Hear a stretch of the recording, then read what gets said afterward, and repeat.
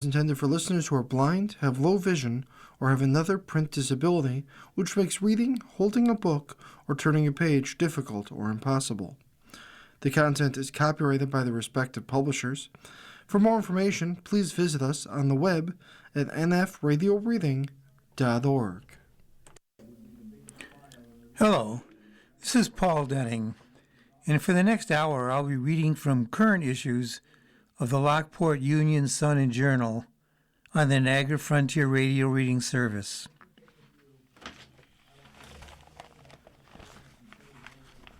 I'll be starting with the issue from Saturday and Sunday, February 7th and 8th. Checked out. Officials say numbers could add up for new downtown hotel. This is written by Heidi Truchell Light. One of the great phrases from sports is, "Build it and they will come." That has been true for Cornerstone Ice Arena, but not for local hotels. We put thousands of people through our rink a year, said Scott Then, general manager for Cornerstone Ice Arena. This year, we had 14 youth tournaments here. Of those, 11 are more out of town than local. When I told somebody one weekend we had 52 teams through here, they said, "What? It's 15 kids and their families." The numbers add up quick. The ice arena recently reported 250,000 total visitors a year. 2 weekends ago, we had teams from Los Angeles and Tacoma, he said. The Michigans and Massachusetts drive in. Anything west of the Mississippi is a fly-in. But in a city with vacant multi-story buildings and a focus on canal tourism, the only new hotel development within city limits is the Tuscarora Club's 17 rooms on Walnut Street. Vicki Smith, Director of Planning and Development for the City of Lockport, and President, CEO of the Greater Lockport Development Corp., said a local feasibility study from 2014 found that there is demand for new lodging in the city. Quotes, "The study concluded a hotel could succeed, especially near downtown and entertainment amenities like the Cornerstone Arena and Palace Theater," Smith said. A smaller boutique hotel might work in the Canal Street area as well. Smith said the city needed to expand on local feasibility studies by obtaining current data, preparing key downtown parcels with planning, engineering, and proactively engaging developers.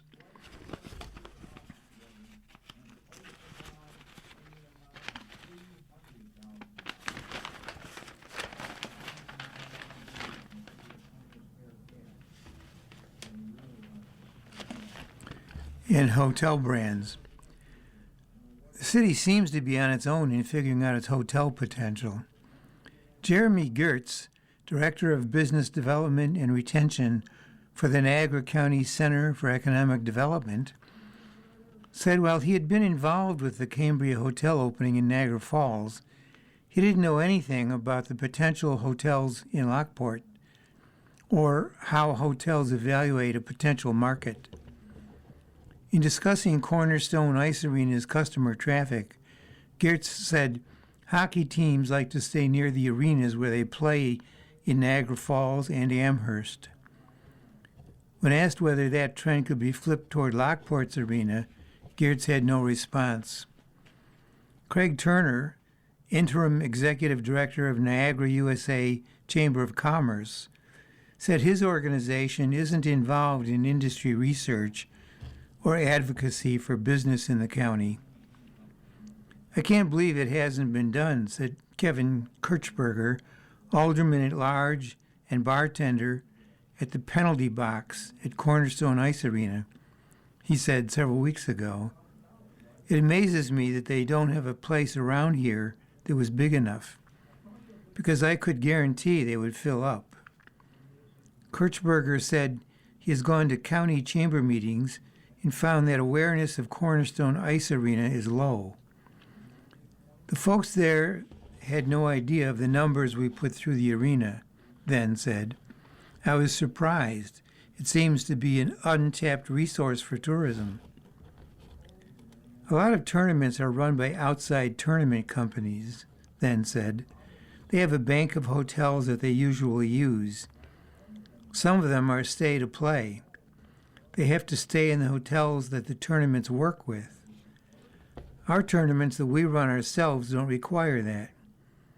In September, we'll run a college showcase of 7 teams that aren't from around here. I'll have to give them suggestions for where to stay. While Venn, who has been working at Cornerstone for 4 months, is familiar with Hampton Inn and Holiday Inn Express and South Transit in the town of Lockport, he has not yet made connections with Spark by Hilton at Lockport Inn and Suites, both in the city, and he wasn't aware of the city's Lockport Main Street organization. On Thursday, Mark Grancelli, a manager at Lockport Inn and Suites on Transit Road, showed several of the motel's 90 rooms. The inn has a variety of room configurations, including options for double queen, king, and suites, with sitting areas that can accommodate families. Grancelli said the inn hadn't been in touch with the ice arena about marketing in several years. The city's missed opportunity with lodging visitors is not just for downtown development, but for collecting bed tax funds. The Common Council unanimously reapproved its hotel occupancy tax earlier this month at 5%, which funds tourism promotion in the city. Now the bed tax is nowhere what it used to be 2 years ago, said Grace Platt of Lockport Main Street, the city's tourism promotion agency, earlier this winter. We were hoping the bicentennial would kick that up, and it did a little bit. It is unclear how much Lockport Main Street works with the city's hotels. Through the Plan a Visit tab at the top of its homepage, the Discover Lockport website's listing of hotels features outdated business names and information. Without promotion, Lockport Main Street won't capture the overnight stays that can provide it with funding. And funding can help Lockport Main Street provide more promotion. At Cornerstone Ice Arena, Venn said he is planning to expand programs and events. I'm hoping to get to 20 tournaments, he said. I've got 11 booked for next season. I still have 4 or 5 tournament companies to go. One of the weekends is a state tournament. Venn said he's working on getting a figure skating competition for the area, starting an ice bocce or broomball league, and maximizing summer activities. The arena thaws one of its rinks in the summer and offers lacrosse, with the potential for other indoor sports. I've got restaurants so close to me that they can accommodate teams. I've had teams rent out my party room so kids can hang out down there. That's a resource that's not available at all places. My goal is to push my people between games into the city of Lockport. For Lockport Main Street's listing of city hotels, go to https://www.discoverlockport, all lowercase, .com/stay.3.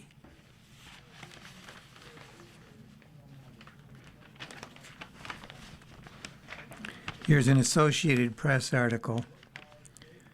Trump's racist post about Obama is deleted after backlash.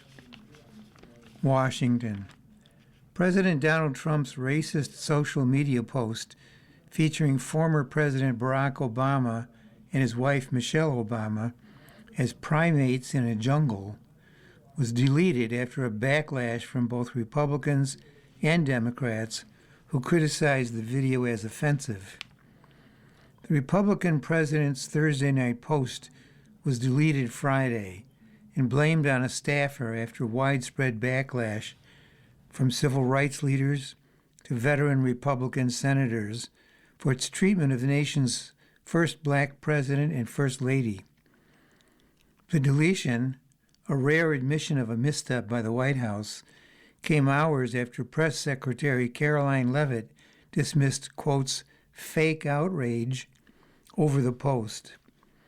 After calls for its removal for being racist, including by Republicans, the White House said a staffer had posted the video erroneously and it had been taken down.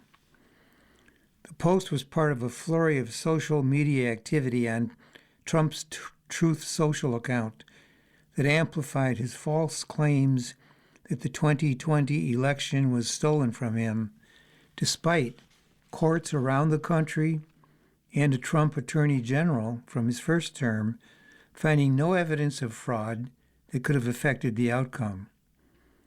Trump has a record of intensely personal criticism of the Obamas and of using incendiary, sometimes racist, rhetoric, from feeding the lie that Obama was not a native-born U.S. citizen to crude generalizations about majority black countries. The post came in the first week of Black History Month, and days after a Trump proclamation that cited, quotes, the contributions of black Americans to our national greatness and their enduring commitment to the American principles of liberty, justice, and equality. An Obama spokeswoman said the former president, a Democrat, had no response. Nearly all of the 62-second clip, which was among dozens of Truth Social posts from Trump overnight, appears to be from a conservative video alleging deliberate tampering with voting machines in battleground states as the 2020 presidential votes were tallied. At the 60-second mark is a quick scene of two primates with the Obama's smiling faces imposed on them. Those frames were taken from a separate video previously circulated by an influential conservative meme maker. It shows Trump as, quotes, king of the jungle, and depicts a range of Democratic leaders as animals, including Joe Biden, who is white, is a jungle primate eating a banana. This is from an internet meme video depicting President Trump as the king of the jungle and Democrats as characters from The Lion King, Leavitt said by text. Disney's 1994 feature film that Leavitt referenced is set on the savannah, not in the jungle, and it does not include great apes. Quotes, please stop the fake outrage and report on something today that actually matters to the American public, Leavitt added. By noon, the post had been taken down with responsibility placed on a Trump subordinate. The White House explanation raised additional questions about the control of Trump's social media account, which has also been used to levy import taxes, threaten military action, make domestic policy announcements, and intimidate political rivals. The president often signs his name or initials after policy announcements.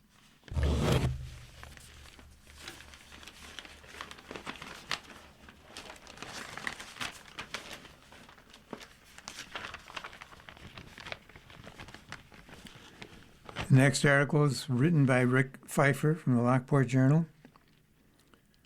Reduced sentence bid fails. Judge rejects claim the youthful offender status should have been applied. Lockport.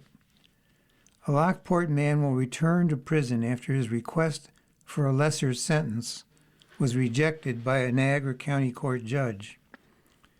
Judge John Ottaviano dismissed a motion seeking to reduce the 25-year sentence being served by Josiah Chandler for shooting a 20-year-old man in the back 4 times as he ran for his life in November 2014. You're listening to a reading of articles and features from the Lockport Union-Sun Journal on the Niagara Frontier Radio Reading Service. Chandler, who was 19 at the time of his sentencing and 18 at the time of the crime, had argued that the judge in his case, now retired Niagara County Court Judge Sarah Sheldon, should have conducted an on-the-record review of whether he could have been sentenced as a youthful offender.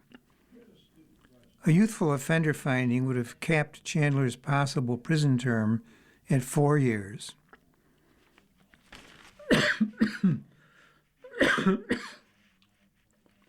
Excuse me. In reviewing Chandler's case, Ottaviano declined to retroactively classify him as a youthful offender and resentence him. Chandler now faces a projected 10 additional years behind bars.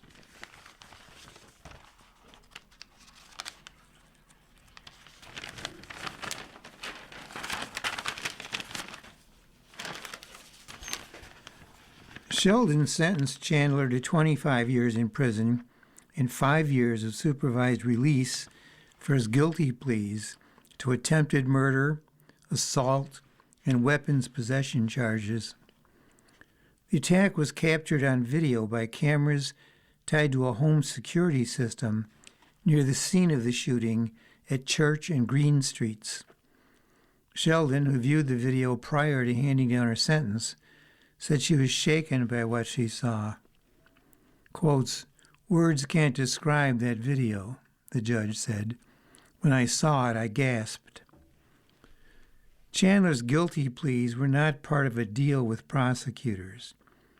On the eve of his scheduled trial, Chandler agreed to plead guilty to a 3-count indictment handed down by an Niagara County grand jury that charged him with attempted second-degree murder, first-degree assault, and second-degree criminal possession of a weapon. Lockport police had also originally designated the case as a hate crime. Chandler is black and his victim was white, but prosecutors did not add that element to the case. If Chandler had gone to trial and been convicted on all 3 charges, he could have faced consecutive sentences of up to 75 years behind bars. Because he agreed to plead guilty, Sheldon said she would run his sentences concurrently, capping his maximum term in prison at 25 years. Lockport police said they found the victim of the shooting, Colton Baker Durst, lying in the road near the intersection of Church and Green Streets at 12:30 a.m. on November 26, 2014. Investigators said he had been shot in the back multiple times. Detectives said they believed there had been an altercation between Chandler and Baker Durst, who reportedly did not know each other. The investigators insisted the shooting was not random. Speaking to Sheldon before the sentencing, the victim's mother, Lisa Baker, said her wheelchair-bound son, who sat beside her as she spoke, will never walk again as a result of the wounds he suffered in the shooting. Chandler is the brother of Joshua Chandler, 27, of Lockport, who was sentenced in December to 40 years to life in prison for the fatal shooting of a man and the wounding of a woman in an incident outside a bodega at Locust and Walnut Streets at around 10 p.m. on July 3, 2023.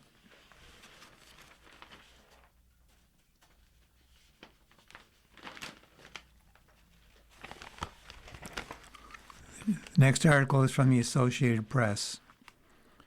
Uber found liable in sexual assault case, ordered to pay $8.5 million. A federal jury has ordered Uber to pay $8.5 million to a woman who says one of its drivers raped her during a 2023 trip. Uber has faced criticism for its safety record, much of it spanning from thousands of incidents of sexual assault reported by both passengers and drivers. Because drivers on the ride-sharing platform are categorized as gig workers, working as contractors rather than company employees, Uber has long maintained that it is not liable for their misconduct.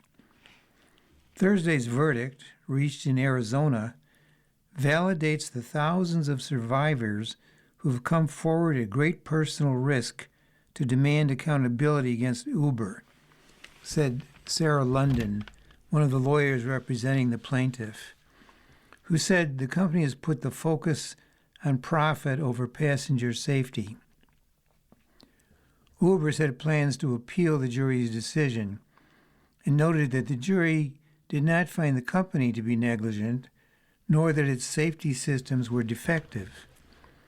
The verdict, quotes, affirms that the Uber acted responsibly and has invested meaningfully in riders' safety, spokesperson Andrew Hasbun said in a statement. He also referenced the fact that the jury did not award the full amount initially requested from the plaintiffs' lawyers. The lawsuit stems from an Uber ride in November 2023 when the plaintiff was heading to her hotel after celebrating her upcoming graduation from flight attendant training at her boyfriend's home in Arizona. Partway through the ride, the complaint alleged, the driver stopped the car, entered the back seat, and raped the woman. The lawsuit argued that Uber had long known that its drivers were assaulting passengers and that it didn't implement the safety measures needed to stop this from happening. Uber has previously faced similar allegations of not having sufficient guardrails to protect rider safety. But Uber maintains that sexual assault reports have decreased substantially over the years. According to company reports, 5,981 incidents of sexual assault were reported in U.S. rides between 2017 and 2018, compared to 2,717 between 2021 and 2022, the latest years with data available, which Uber says represented a 0.0001% of total trips nationwide. Uber has taken multiple steps to try to fix its problems with safety, including teaming up with Lyft in 2021 to create a database of drivers ousted from their ride-hailing services for complaints over sexual assault and other crimes.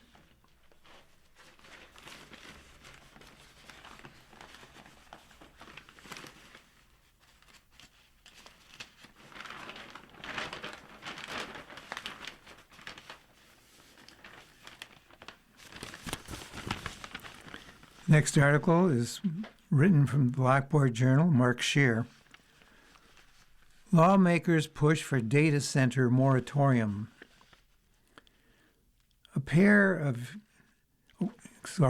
Legislation calls for a 3-year pause in New York while thorough study is conducted. A pair of Democratic state lawmakers are looking to temporarily halt the development of data centers across the state.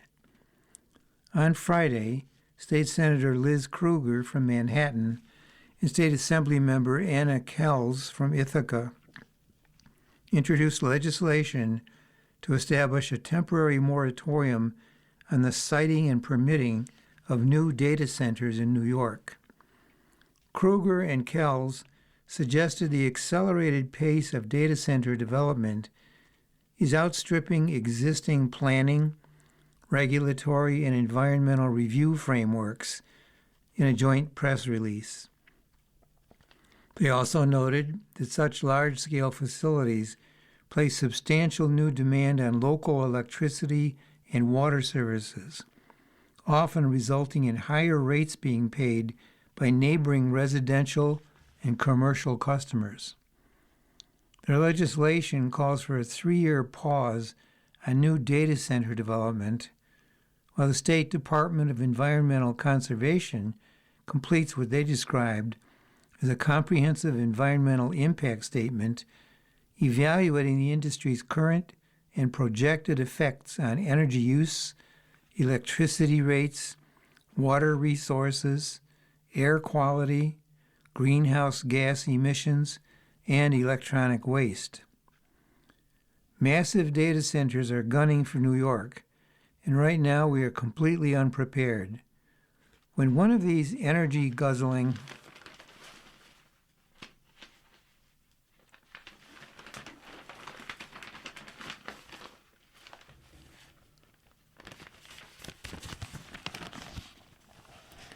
facilities comes to town, they drive up utility prices and have significant negative impacts on the environment and the community, and they have little to no positive impact on the local economy, Kruger said. New Yorkers are suffering from an affordability crisis and a climate crisis, and data centers are going to make both of those much harder to deal with. It's time to hit the pause button, give ourselves some breathing room to adopt strong policies on data centers, and avoid getting caught in a bubble that will burst and leave New York utility customers footing a huge bill. Under the proposed legislation, the DEC would also be required to establish regulations to mitigate these negative impacts. The bill also directs the Public Service Commission to report on the cost impacts of data centers on all other ratepayers and issue any orders necessary to ensure those costs are fully borne by data center developers, not regular New Yorkers and other businesses. Both Kruger and Kells said the pause is intended to ensure New York fully understands the cumulative impacts of the rapidly expanding data center industry. Their legislation follows support in December from more than 50 New York groups that believe a full moratorium is warranted before any new data center projects are approved and construction begins. The effort was coordinated by the environmental group Food and Water Watch, the first organization in the country to call for a full nationwide moratorium. Data centers are expanding rapidly across the country and in New York, often with significant demands on our electric grid, water resources, and waste systems, and with real consequences for energy bills and climate pollution. New York already has strong environmental and climate laws, but those laws only work if we take the time to understand cumulative impacts and regulate accordingly. This legislation creates a responsible pause so the state can complete a comprehensive assessment and put clear, data-driven standards in place, ensuring that any future development is aligned with our climate goals and the long-term health and economic stability of New Yorkers, said Assembly Member Anna Kells. The bill requires approval by a majority of the members in both the Senate and the Assembly and Governor Kathy Hochul. It comes at a time when Niagara Falls Redevelopment has proposed building a $1.5 billion data center on land it owns in the city.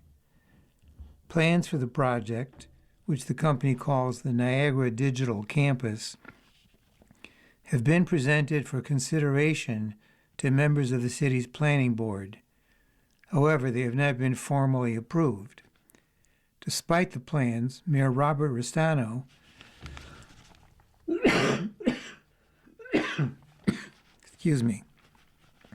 has publicly questioned whether NFR is serious about moving the project forward to construction. It is unclear if or how NFR's project would be impacted by the proposed statewide data center moratorium. NFR spokesperson James Haggerty did not respond to a request for comment on Friday.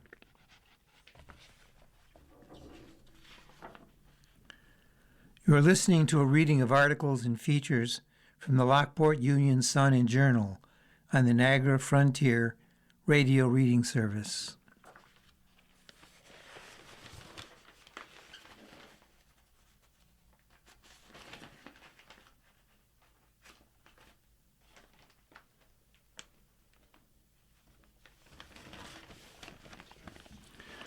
Turning to the opinion page. Here's a commentary by Dennis Stachera, who resides in Lockport. The story of 77 Main is a cautionary lesson. 77 Main Street, now known as Urban Park Towers, was originally built as a senior-focused, income-restricted development created to address Lockport's need for affordable housing for older adults. Public filings describe it explicitly as a senior Section 8 project. Over time, however, that mission has shifted. Urban Park Towers now markets itself as offering, quotes, comfortable and affordable downtown apartments, a signal of its transition to a broader, mixed-age, low-income tenant base. While affordability remains a key feature, earlier references to active supervision, structured community programming, and robust on-site management have largely disappeared. In practice, the building functions less like a tranquil senior residence and more like a distressed, subsidized complex marked by insecurity, resident turnover, and frequent emergency responses. Both residents and first responders describe an escalating pattern of safety incidents, suicides, falls, and frequent police and EMS calls, suggesting persistent instability rather than isolated events. Local observers increasingly question whether 77 Main's problems stem from its location, tenant composition, or lapses in oversight. A building once designed for independent older adults now appears to concentrate high-need tenants downtown without the supervision or services those tenants require. These challenges echo current debates surrounding two other major downtown housing proposals, the Bewley Building conversion and the Harrison Lofts redevelopment. The Harrison Lofts project, supported by state and downtown revitalization initiative funds, envisions a green, mixed-use community featuring 1- and 2-bedroom apartments and limited commercial space, targeting working households expected to contribute to broader downtown revitalization rather than a fully income-restricted population. In contrast, the Bewley Building proposal would introduce roughly 100 income-restricted units downtown with limited parking in a city where most residents rely on cars.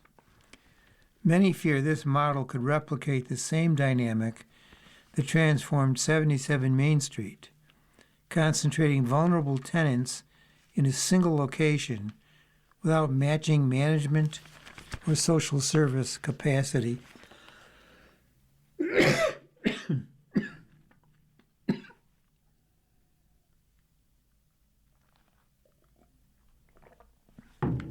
Pardon me.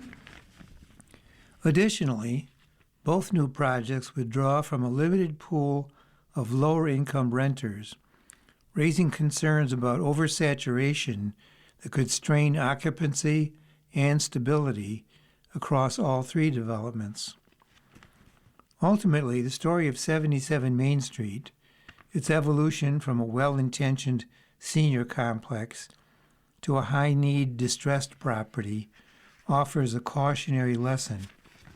As Lockport moves forward with new housing investments, the fundamental question is not whether affordable housing belongs downtown, but how to integrate it thoughtfully into the city's broader fabric, much as the Lockport Housing Authority has done across other neighborhoods.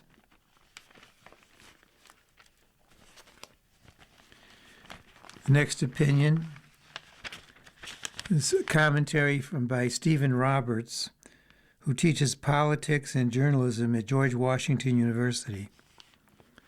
It's entitled The GOP's Hispanic Headache. It was only one state Senate race in Texas. Low turnout, off-cycle elections are seldom good predictors of larger trends. And the Democrats had a better candidate, a working-class aircraft mechanic running against a hardline MAGA ideologue heartily endorsed by President Trump. Still, Democrat Taylor Remitt won by 14 points in a district Trump had carried by 17, a 31-point swing. The stunning outcome sent tremors of trepidation, even terror, rippling through Republican ranks. There are many reasons for their distress, but here's a major one: plunging support among Latino voters, who played a critical role in giving Trump a second term. In 2024, 46% of Latinos voted Republican, according to national exit polls, up from 32% in 2020 and 28% in 2016.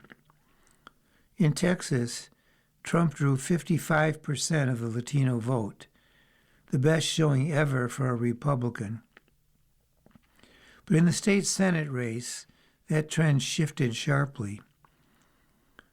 Quotes, Hispanic voters, according to the exit polls, were voting 9-1 for the Democrats, said Bud Kennedy, a political columnist for the Fort Worth Star-Telegram, to local station KVUE. All you heard about last year, when Hispanic voters, men in particular, voted for Trump, all that has completely gone away. They were all solidly Democrat. Whatever inroads the GOP was making recently among Latinos in Texas has begun to really revert, said Jason Villalba, a former GOP state lawmaker who now leads the Texas Hispanic Policy Foundation, to the Wall Street Journal. That will have implications around Texas and around the country. For years, Democrats assumed Latinos would vote like Black Americans, the party's most loyal group. But in some ways, they more closely resemble other immigrant groups whose voting patterns are more fluid. Many Latinos backed Trump because they were disillusioned with the Democrats' failure to restrain prices, and they're now abandoning Republicans for exactly the same reason. In a Pew poll last November, 70% of Latinos said they disapproved of the way Trump is handling his job, with 55% feeling that disapproval very strongly. And 61% said Trump's policies, quotes, have made economic conditions worse. This rising discontent showed up clearly last November in the New Jersey governor's race, won easily by Democrat Mikey Sherrill. Quotes, the Democratic Party clawed back much of the ground it had lost with Hispanic voters in the 2024 presidential race, reported the New York Times in November. The outcome suggests that President Trump's surge of support among Hispanic voters last year may have been fleeting, or at least not transferable to other candidates in his party. All voters are affected by inflation, political scientist Matthew Wilson at Southern Methodist University told Axios, but the Latin electorate is, quotes, especially attuned to cost of living and economy issues. They're disproportionately affected by working class discontent, so there's more swing in the electorate. This economic anxiety has been badly aggravated by Trump's increasingly visible and violent crusade against immigrants. Many Latinos backed Trump's promotion of secure borders that, he told them, enhanced their safety by keeping out rapists and drug dealers. But today, reports Pew, 2 out of 3 Latinos disapprove of the administration's approach to immigration. Many victims of Trump's policies are not criminals or faceless others, but their friends and neighbors, even themselves. The Associated Press visited a swing congressional district in northeast Colorado that is about 40% Hispanic. Quotes, in more than 24 interviews across the district, every voter who identified as Hispanic spoke of being offended by Trump's immigration crackdown, reported the AP. Many, U.S. citizens all, feared for their own safety. As one of them, 31-year-old Jennifer Hernandez, put it, I don't know if just because of my last name or how I look, they might go after me. The BBC heard similar sentiments from Oscar Sarmiento, a Houston electrician, who said, there's a lot of people who are good people, law-abiding immigrants. They want to be in the U.S. and contributing.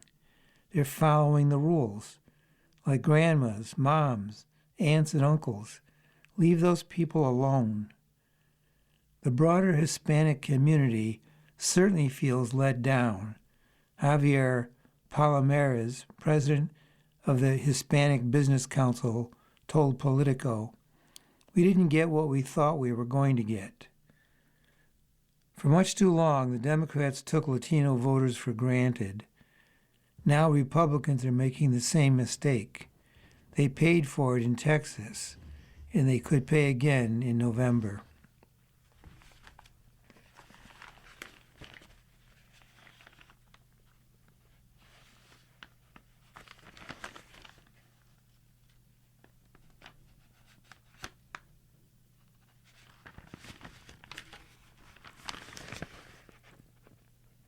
From the Cheers and Jeers column, which is commentary by the newspaper, here's a short article.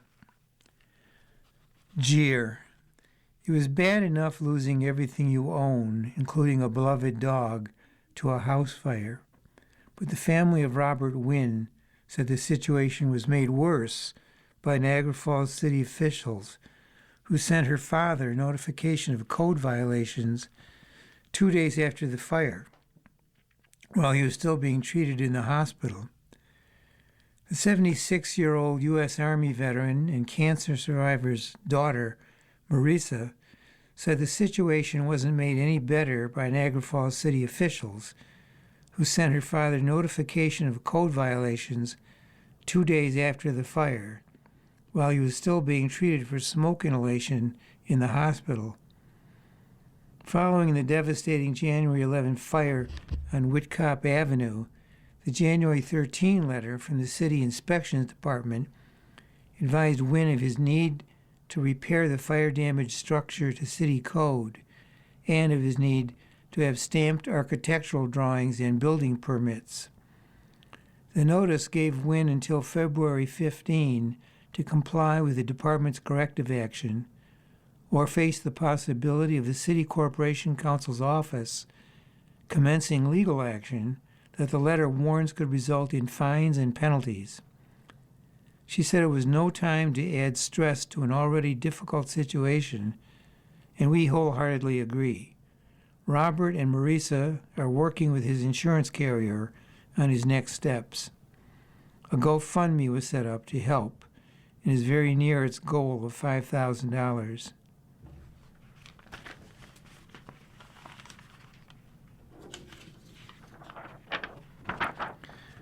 You are listening to a reading of articles and features from the Lockport Union-Sun and Journal on the Niagara Frontier Radio Reading Service.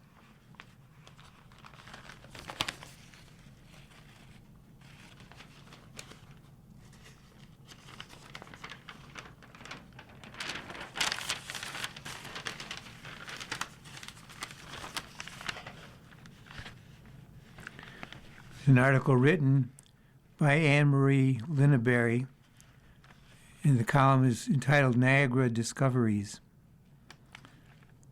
Headline, Unusual Place Names in Newfane and Niagara. Continuing our look at unusual place names in Niagara County this week, let's move on to the towns of Newfane and Niagara, as well as the city of Niagara Falls.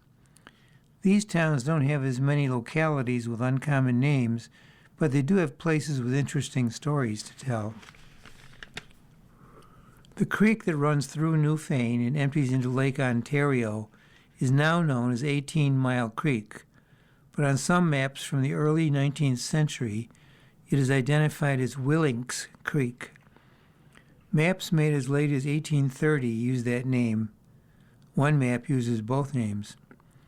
Wilhelm Willink was one of the Dutch investors in the Holland Land Company who hoped to profit from the sale of land here. A town named for him was once part of Niagara County from 1808 to 1821, before Erie County was split off. It then became part of Erie County and was later developed into several towns in the southern part of that county. Willink's name all but disappeared except for a short street in West Seneca.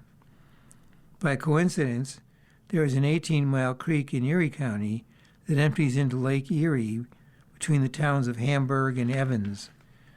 Some sources have referred to that waterway as Willink's Creek. The community at the mouth of Niagara County's Willink's Creek also changed names.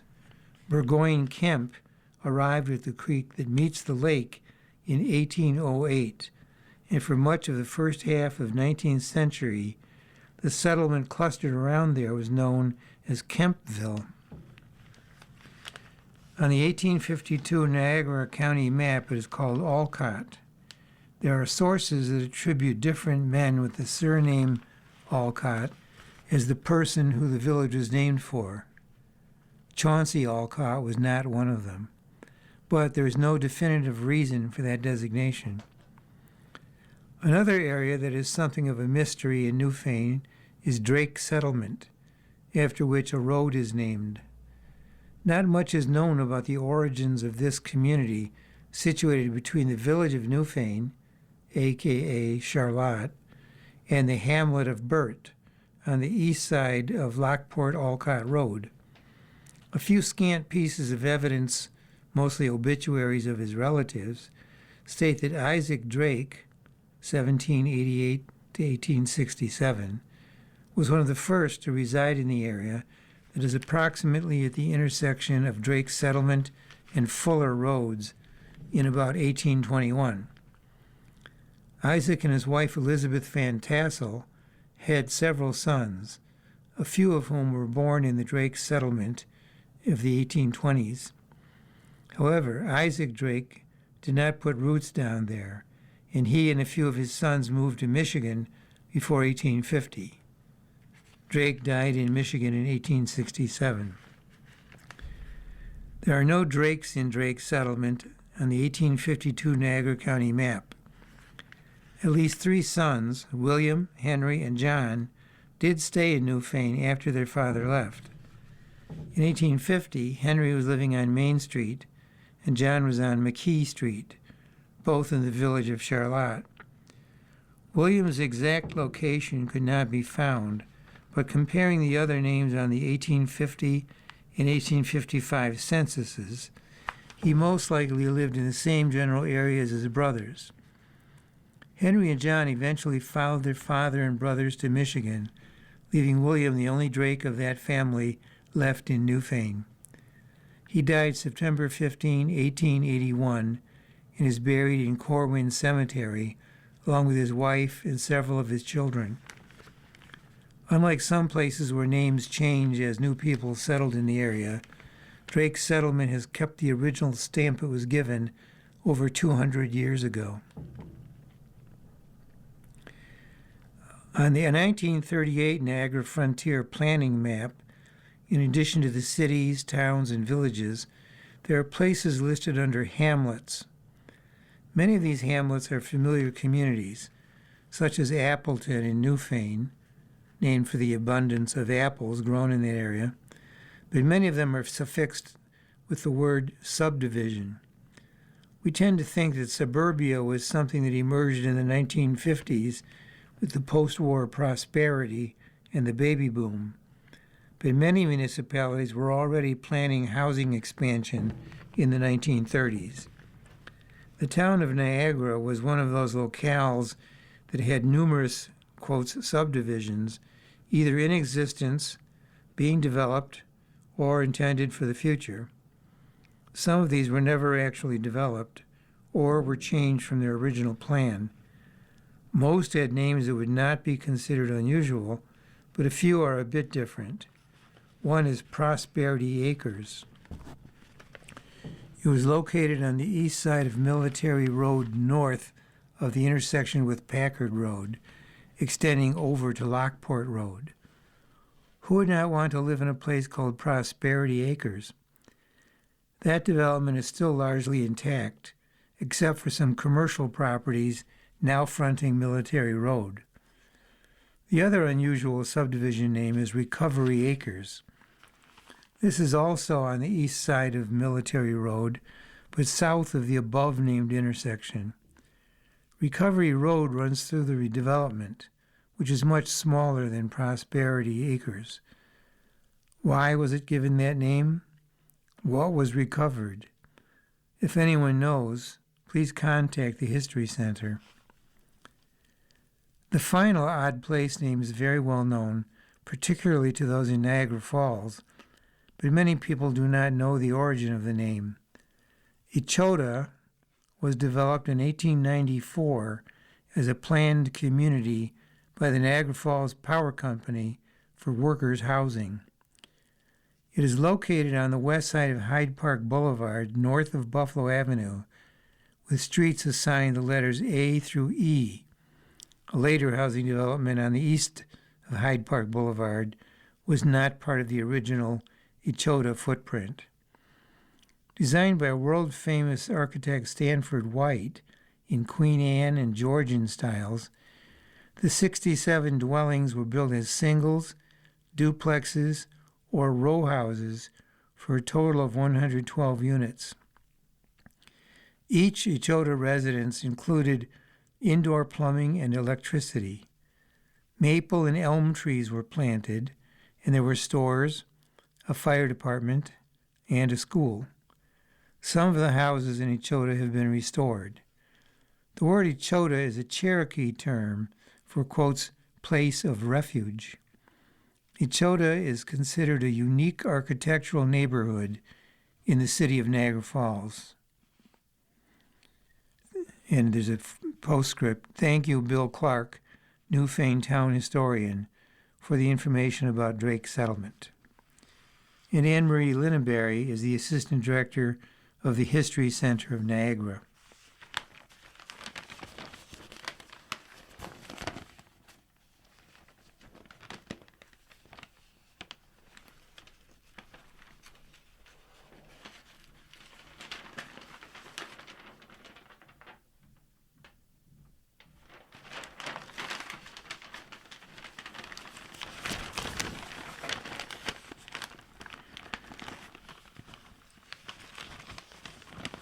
Historic moments to remember is here relative to the Olympic Games. The U.S. hockey team pounces on goalie Jim Craig after its 4-3 victory against the Soviet Union in a medal round match at the 1980 Winter Olympics in Lake Placid, New York, on February 22, 1980. The next one, The Miracle on Ice, like Lake Placid, 1980. One of the most famous moments in sports history came at Lake Placid, 1980, when the underdog U.S. men's ice hockey team stunned the seemingly invincible Soviet Union with a 4-3 victory in the medal round. The Soviets had won 5 of the previous 6 Olympic titles with a roster of seasoned professionals, while the U.S. team was made up mostly of young collegiate amateurs. Only 4 men had minimal minor league experience. Dubbed the Miracle on Ice, the upset captivated the world and propelled the U.S. toward an improbable gold medal. Eddie the Eagle takes flight, Calgary, 1988. A plasterer from Cheltenham, England, with poor eyesight and no funding, Michael Edwards, Eddie the Eagle, scraped together borrowed equipment and trained himself into Olympic contention, managing to qualify to compete at Calgary, 1988, in the men's ski jumping competition. He finished last in both events, but his courage, humor, and sheer determination captured the world's imagination. His unlikely story became a symbol of the Olympic spirit and later inspired the hit film Eddie the Eagle. Jacobellis' Redemption Gold, Beijing, 2022. Lindsay Jacobellis had to wait 16 years to bury the demons of Turin, 2006, when the U.S. snowboarder famously crashed on the last jump of the women's snowboard cross final while celebrating too early, costing her the gold medal. When she finally got a second chance in Beijing, she made no mistake. Jacobellis led from start to finish, keeping her composure until she crossed the line, then let out a cry of unbridled joy, her long wait for redemption complete. At 36, she became the oldest American woman ever to win a Winter Olympic gold medal.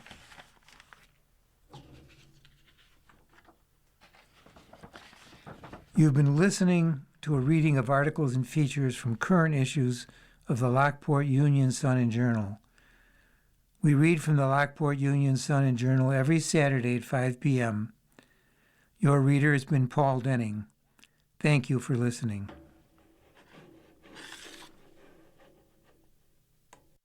Coming up next in the Niagara Frontier Radio Reading Service, we have a reading of the Wall Street Journal Off-Duty section. At 7 o'clock, we got Harper's Magazine, and at 8 o'clock, we have Sports Illustrated. Stay tuned for these readings and more throughout the day. You're listening to the Niagara Frontier Radio Reading Service. Radio readers broadcast daily readings 24 hours a day of newspapers, magazines, and books to area people who are blind or have a print disability who are provided reading radios. Our broadcast signal is provided at no charge by WNED. Radio reading broadcasts throughout the city of Buffalo, Western New York, and Southern Ontario's Niagara Peninsula. For more information on the Niagara Frontier Radio Reading Service, call us at 716-821-5555.